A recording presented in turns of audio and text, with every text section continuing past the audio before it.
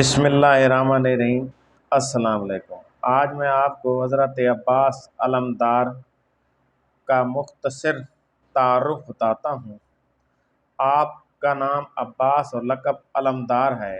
آپ کے والد گرامی حضرت علی بن ابی طالب اور والدہ ماجدہ فاطمہ بنت حزام بن خالد بن ربیع کلبی ہیں۔ آپ کی ولادت 4 شعبان المعظم 26 ہجری کو مدینہ منورہ میں ہوئی۔ آپ کی ولادت کے لیے امیر المومنین نے خاص اہتمام کے ساتھ آپ کی والدہ ماجدہ سے شادی کی تھی۔ حضرت فاطمہ کلبی سے حضرت علی نے اس لیے شادی کی تھی کیونکہ آپ کے آبا و اجداد عرب کے شجاع اور بہادر لوگ تھے۔ ماں کی طرف سے بھی عظمت و نجابت کی حامل تھے۔ حضرت عباس جناب ام البنین کے پہلے بیٹے تھے۔ آپ کے 3 بھائی تھے، عبداللہ، جعفر اور عثمان، جو تینوں کربلا میں شہید ہو گئے۔ ان 4 فرزندوں کی وجہ سے فاطمہ کلبی ام البنین کے نام سے مشہور ہوئیں۔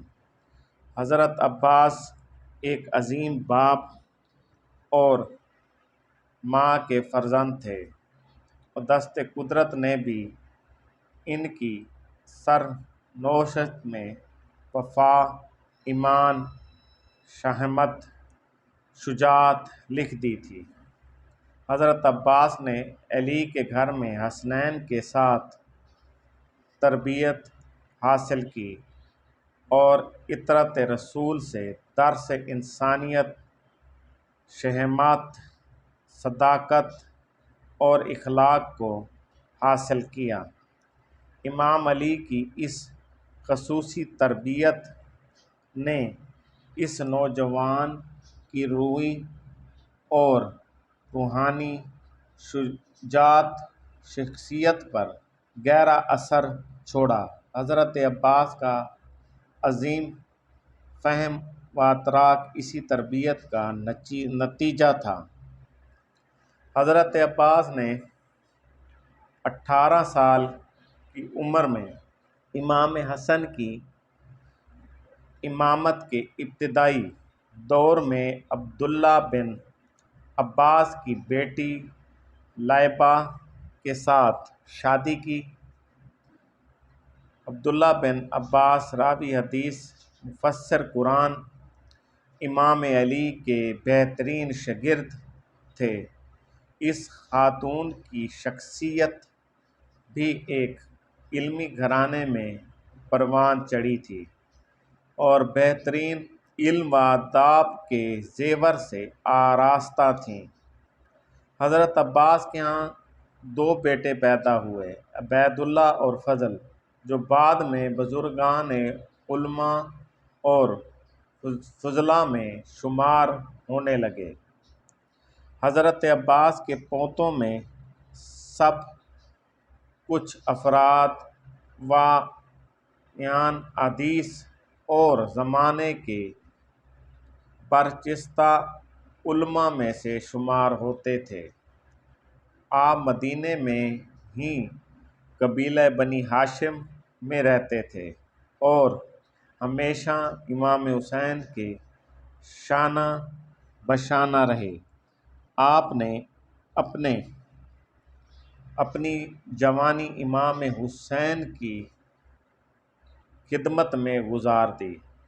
بنی ہاشم کے درمیان آپ کا خاص رعب اور دبدبہ تھا۔ حضرت عباس بنی ہاشم کے 30 جوانوں کا حلقہ بنا کر ہمیشہ ان کے ساتھ چلتے تھے، جو ہمیشہ امام حسن اور امام حسین کے ساتھ ساتھ رہتے اور ہر وقت ان کا دفاع کرنے کو تیار رہتے تھے۔ معاویہ کی موت کے بعد جب ولید نے یزید کی بیعت کے لیے امام حسین کو دارالخلافہ میں بلایا تو 30 جوان حضرت عباس کی قیادت میں امام کے ساتھ دارالخلافہ تک جاتے ہیں اور امام کے حکم کے مطابق باہر امام کے حکم جہاد انتظار کرتے ہیں تاکہ اگر ضرورت پڑے تو فوراً امام کا دفاع کرنے کو حاضر ہو جائیں۔ جب امام حسین نے مدینہ منورہ سے ہجرت کا فیصلہ کر لیا تو مدینے سے مکہ سے کربلا تک قافلہ حسینی حضرت عباس کی زیر نگرانی حرکت کرتا رہا۔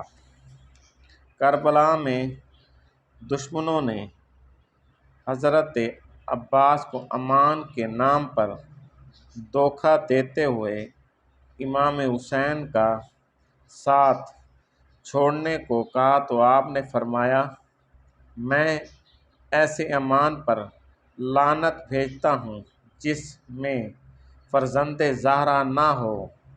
کربلا میں عباس پروانے کی طرح امام حسین کے ارد گرد چکر کاٹ رہے کہ کہیں سے کوئی میرے مولا کو غزنت نہ پہنچا دے۔ میدان کربلا میں حضرت عباس نے ایسی کارکردگی دکھائی کہ رہتی دنیا تک وفا، غیرت اور شجاعت عباس علمدار سے منسوخ ہو کر رہ گئی اور کربلا کے میدان میں روز محشر 10 محرم الحرام 61 ہجری کو آپ نے اپنی جان حضرت امام حسین پر قربان کر دی۔